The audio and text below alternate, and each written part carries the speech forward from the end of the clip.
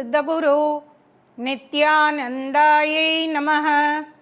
ஓம் சித்தகுரு நித்யானந்தாயை நமः. ஓம் சித்தகுரு நித்யானந்தாயை நமः. இன்னைக்கு நம்ம பார்க்க போகிற தலைப்பு நம்மளுடைய 5 கோஷங்கள். கோஷம் அப்படின்னா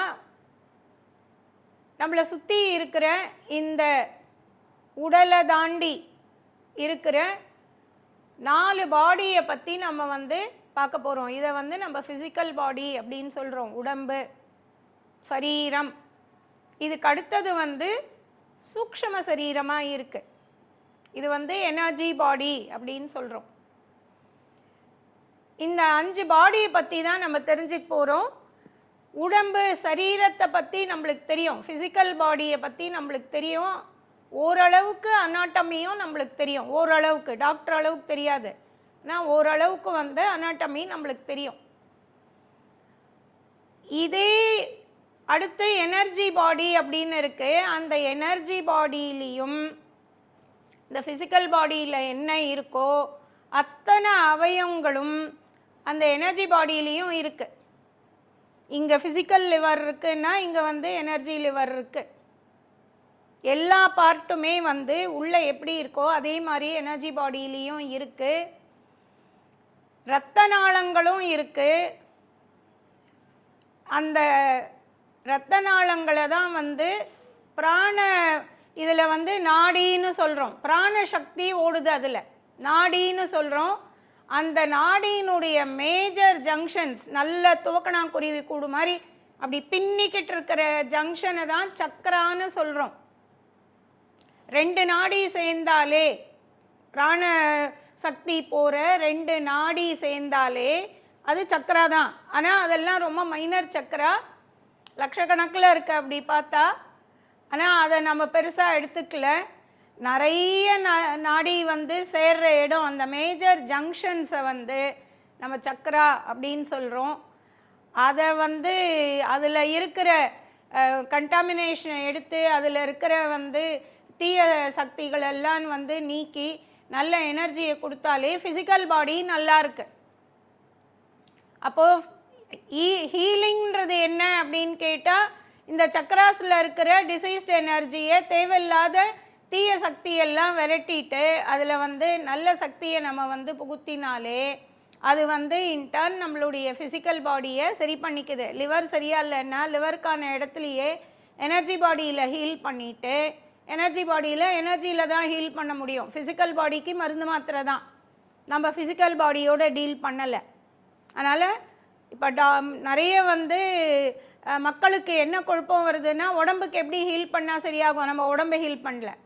தெளிவாக புரிஞ்சுக்குங்க. நம்ம ஃபிசிக்கல் பாடி கிட்டவே போகல, நம்ம அதை எனர்ஜி பாடியில் தான் ஹீல் பண்ணுறோம். இங்கே இருக்கிற எனர்ஜிக்கு எனர்ஜி தான் கொடுக்குறோம்.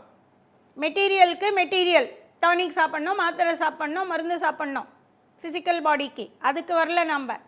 நம்ம எனர்ஜி பாடியில் இருக்கிற அந்த எனர்ஜியாலேயே தான் நம்ம ஹீல் பண்ணுறோம். சக்கராச எனர்ஜியால் தான் ஹீல் பண்ணுறோம். அதுதான் இன்டர்ன் ஃபிசிக்கல் பாடியை ஹீல் பண்ணுது. கேன்சர் செல்ஸ் எல்லாம் 2 வருஷம் முன்னாடியே எனர்ஜி பாடிக்கு வந்துருமா, அது ஃபிசிக்கல் பாடிக்கு டிரான்ஸ்மிட் ஆகிறதுக்கே 2 வருஷம் ஆகுது அப்படிங்கிறாங்க. இப்போ 2 வருஷமும் விட்டாதான் அது கேன்சராக மாறுது. ஸோ நம்ம ஹீலிங் பண்ணிக்கிட்டு இருக்கோம், எனர்ஜியை நம்ம சரி பண்ணிக்கிட்டு இருக்கோம் அப்படின்னாலே அது சரியாகும். இது எனர்ஜி பாடிக்கான விஷயம். எனர்ஜி பாடியை நல்லா ப்ளோட் பண்ணி நல்ல எனர்ஜைஸ்டாக வச்சுக்கிட்டாலே ஃபிசிக்கல் பாடி நல்லாயிருக்கும். அடுத்தது மைண்ட் பாடி. இந்த மைண்ட் பாடியில் என்ன அப்படின்னு கேட்டால், நம்மளுக்கு இன்ட்யூஷன்லாம் நல்லா ஓப்பன் அப் ஆகும். நம்மளுடைய அவேர்னஸ் மைண்ட் பாடிக்கு போகும்போது நம்மளுக்கு இன்ட்யூஷன் நல்லா டெவலப் ஆகும். தானாக நம்ம ஒன்றும் அதுக்கு பெரிய பிரயத்தனம்லாம் பண்ண வேண்டாம், தானாகவே டெவலப் ஆகும். இது எல்லாத்துக்குமே நம்ம என்ன பண்ணணும் அப்படின்னு கேட்டால், மெடிடேஷன் மட்டும்தான், நம்ம வேறு எதுவும் பண்ண வேண்டாம். அதுலேயே இந்த சக்ரா எக்ஸ்பேன்ஷன், எனர்ஜி பாடி எக்ஸ்பேன்ஷன்லாம் இருக்குது. அதெல்லாம் கொஞ்சம் சின்ன சின்ன டெக்னிக் அது கூட சப்போர்ட்டிவாக கற்றுக்கலாம், அவ்வளோதான். பட் பேஸ் வந்து மெடிடேஷன் தான். மெடிடேட் பண்ண பண்ண உங்களுடைய அவேர்னஸ் எனர்ஜி பாடிக்கு வரும். நீங்கள் மெடிடேட் பண்ண பண்ண உங்களுடைய அவேர்னஸ் வந்து மைண்ட் பாடிக்கும் வரும். மைண்ட் பாடிக்கு அடுத்தது ஞானமய கோஷா, நாலேஜ் பாடி. இப்போ மைண்ட் பாடி அப்படிங்கிறத வந்து நம்ம நாஸ்ட்ரடாமஸ் அப்படிங்கிறவருடைய லெவலில் வச்சுக்கலாம். நம்ம உங்களுக்கு புரிஞ்சுக்கிறதுக்காக சொல்கிறேன். இப்போ நாஸ்ட்ரடாமஸ் என்ன பண்ணார், என்னென்ன வருஷம் என்னென்ன நடக்கும், இந்த உலகத்தில் என்னென்ன நிகழ்ச்சிகள் வரும், எப்படி இருக்கும் அப்படின்னு பல விஷயங்களை வந்து அவர் சொல்லிட்டு போயிருக்காரு. இந்த ட்வின் டவர் பிளாஸ்ட் ஆனப்போ கூட வந்து அவர் இதில் குறிப்பிட்டிருக்காரு அப்படிங்கிறத நம்ம பார்த்தோம். அப்போ அது வந்து நடக்கக்கூடிய விஷயம், பின்னாடி நடக்கக்கூடியத முன்னாடியே தெரிஞ்சுக்கிட்டு அவர் சொன்னார். நம்மளுக்கு இன்ட்யூட்டிவாக இது நடக்கும், இது நடக்காதுன்னு நம்ம தெரிஞ்சுக்கக்கூடிய ஒரு ஸ்டேஜ் அது. அதுவே நாலேஜ் பாடி அப்படிங்கிறது என்ன அப்படின்னாக்கா, ஞானமய கோஷா என்ன அப்படின்னு கேட்டால், இந்த ரிஷி முனிகளுடைய லெவல். இப்போ ரிஷி முனிகள்லாம் வந்து நிறைய விஷயங்களை நம்மளுக்கு கொடுத்துருக்காங்க. இப்போ உதாரணத்துக்கு வந்து பராசரர் அப்படிங்கிற ரிஷி வந்து அவர் என்னன்னா அஸ்ட்ராலஜிக்கான புக்கு கொடுத்துருக்காரு. அந்த புக்கை படிக்கிறதுக்கு எனக்கு வந்து 4 வாத்தியார் தேவைப்படுது. அப்போ அவர் எப்படி எழுதினார் அப்படிங்கிறது இப்போ கேள்வி.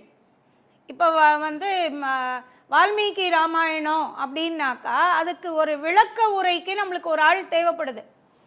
ஆனால் அவர் எப்படி எழுதினார் அப்படிங்கிறத நம்ம பார்க்கணும். இப்படி கணிதமாக இருக்கட்டும், இல்லை வந்து நியூக்ளியர் சயின்ஸை பற்றியே வேதங்களில் அவ்வளோ விஷயங்கள் இருக்குது அப்படிங்கிறது வந்து சொல்கிறாங்க.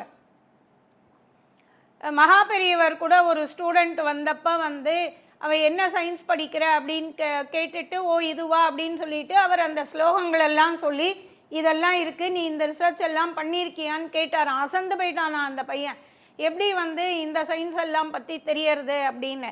அதே மாதிரி நியூக்ளியர் எனர்ஜியை பற்றின ஒரு மீட், அதில் வந்து பல அறிஞர்கள் வந்திருக்காங்க பல நாட்டிலேருந்து. அதுக்கு யார் தலைமை தாங்குறாங்க அப்படின்னு கேட்டால் அவர் வந்து ஒரு சன்னியாசி. டெல்லியில் மீட்டிங் நடக்குது, சன்னியாசி தான் தலைமை தாங்குறாருன்னொடனே நிறைய பேர் கிளம்பி போயிட்டாங்க, எங்களை நீங்கள் அவமானப்படுத்துறீங்க அப்படின்ட்டு. இது வந்து சுவாமி சாந்தானந்தபுரின்னு என்னோட குரு சொன்ன விஷயம். அந்த தலைமை தாங்கினவருடைய பேரை மறந்துட்டேன் நான். அவர் தலைமை தாங்குறார், முட்டி வரைக்கும் ஒரு காவி கட்டிக்கிட்டு இருப்பார், இவ்வளோதான். அப்போது நிறைய பேர் கிளம்பி போயிட்டாங்க, ரொம்ப சில பேர் தான் தங்கினாங்க. எல்லாருடைய உரையும் முடித்து எப்பயுமே வந்து பிரசிடென்ஷியல் அட்ரஸ் கடைசியாக தான் இருக்கும் இல்லையா. அவர் கடைசியாக வந்து பேசுகிறார், எல்லாம் கிடுகிடுகிடுன்னு வந்து நோட்ஸ் எடுக்க ஆரம்பித்தாங்களாம். அவருக்கு எப்படி தெரியும் நியூக்ளியர் வெப்பன் பற்றி, நியூக்ளியர் சயின்ஸை பற்றி? அவர் அவ்வளோ விஷயங்கள் சொல்லியிருக்கார். அப்போது இது உங்களுக்கு ஒரு விஷயம் என்ன தெளிவாக தெரியணுன்னா, எல்லாமே வந்து பிரபஞ்சத்தில் இருக்குது, பிரபஞ்சத்தில் இல்லாத விஷயமே கிடையாது, எதுவுமே இன்வென்ஷன் கிடையாது, எல்லாமே டிஸ்கவரி. நம்ம இன்வென்ஷன்னு சொல்லிக்கிறோம். கரண்ட்டை கண்டுபிடிக்கிறதுக்கு முன்னாடி கரண்ட்டே இல்லையா, நான் தான் இன்வென்ட் பண்ணனான்னா இல்லை, டிஸ்கவரி தான் இருந்தது, நான் இன்னைக்கு கண்டுபிடிச்சிருக்கேன், இதுதான் உண்மை. ஸோ எல்லாமே வந்து டிஸ்கவரி தான், எதுவுமே இன்வென்ஷன் கிடையாது. ஆனால் அது வந்து எங்கேயோ இருக்குது பிரபஞ்சத்தில் எல்லா விஷயமும், அதை வந்து நம்ம எடுத்து கொடுக்குறோம். அது வந்து இந்த நாலேஜ் பாடி லெவல், நம்மளுடைய விஸ்டம். அது நம்ம வந்து பல விஷயங்கள் வந்து அரிதான விஷயங்கள் அவ்வளோ ஈஸியாக தெரிஞ்சிக்க முடியாது. எந்த லைப்ரரியில் போய் படித்தார் ரிஷி முனியெல்லாம், அவருக்கு வந்து அது தெரியுது. அதை நம்ம தெரிஞ்சுக்கிறதுக்கே ரொம்ப பிரயத்தனப்பட வேண்டியதாக இருக்குது, அதை புரிஞ்சுக்கிறதுக்கே ஆள் வேணுமா இருக்குது. அடுத்த பாடி என்ன அப்படின்னு கேட்டால் பிளிஸ்ஃபுல் பாடி, ஆனந்தமய கோஷா. அங்கே வந்து நீ வேற கடவுள் வேற இல்லை, நீ வந்து கொஞ்சம் கொஞ்சமாக உன்னை இம்ப்ரூவ் பண்ணுற, எனர்ஜி பாடிக்கு போகிற, இன்ட்யூஷனை டெவலப் பண்ணுற லெவலுக்கு போகிற, உன்னோட விஸ்டம் லெவலுக்கு போகிற, நாலேஜ் லெவலுக்கு போகிற, விஸ்டம் லெவலுக்கு போகிற. அதுக்கு அடுத்தது என்ன அப்படின்னா, நீயே கடவுள், நீ கடவுளாக போகிற ஒரு இடம் எங்கே, அவரோடையே நீ கலக்கிற, நீயே அவரை ஆகிற பிளிஸ்ஃபுல் பாடி. அதுக்கப்புறமா வந்து திருப்பி நீ இந்த உலகத்துக்கு வரத்துக்கோ இந்த உலகியலான விஷயங்களை நீ பார்க்கறதுக்கோ எதுவுமே கிடையாது. நீயே வந்து கடவுளாக மாறிடுற, கடவுளோட ஐக்கியப்படுற, எப்படி வேணாலும் சொல்லுங்கள். ஆக்சுவலாக என்னென்னா நீயே கடவுள் ஆயிடுற. நீ அங்கே போய் மொத்தமாக கலந்துடுற. ஒரு குவளை தண்ணி ஒரு கடல் நீரில் விட்டால் என்ன ஆகுமோ அதுதான். நீ ஒரு குவளை தண்ணியாக இருக்கலாம், ஆனால் நீ போய் சேர்ந்தது கடலோட. அப்போ உன்னை குவளை தண்ணின்னு சொல்லணுமா கடல்னு சொல்லணுமா? நீங்கள் அங்கே கடலோட கடல் ஆயிடுறீங்க. அப்போது அது வந்து ஆனந்தமய கோஷா. அதுக்கப்புறமா வந்து அந்த இன்பம் துன்பம் ரெண்டாக நம்ம சொல்கிறோம் இல்லையா, ஒரு வெறுப்பு விருப்பு இந்த மாதிரி ரெட்டையாக இல்லாமல் ஒன்றே ஒன்று தான் ப்ளஸ். நீ வந்து ஆனந்தமய கோஷா, அங்கே நீ கடவுளாகவே தெய்வமாகவே ஆனந்தமாகவே இருக்கிற. இதுதான் நம்மளுடைய 5 கோஷங்கள். நம்ம கொஞ்சம் கொஞ்சமாக இம்ப்ரூவ் பண்ணி அந்த கடைசி வரைக்கும் போகணும் அப்படிங்கிறது தான் நம்மளுடைய வாழ்க்கைக்கான பயணம். இந்த வீடியோ உங்களுக்கு பிடிச்சிருந்தா லைக் பண்ணுங்கள், ஷேர் பண்ணுங்கள், கமெண்ட் பண்ணுங்கள், மறக்காமல் சப்ஸ்கிரைப் பண்ணிடுங்க, அந்த பெல் பட்டனையும் கிளிக் பண்ணிடுங்க.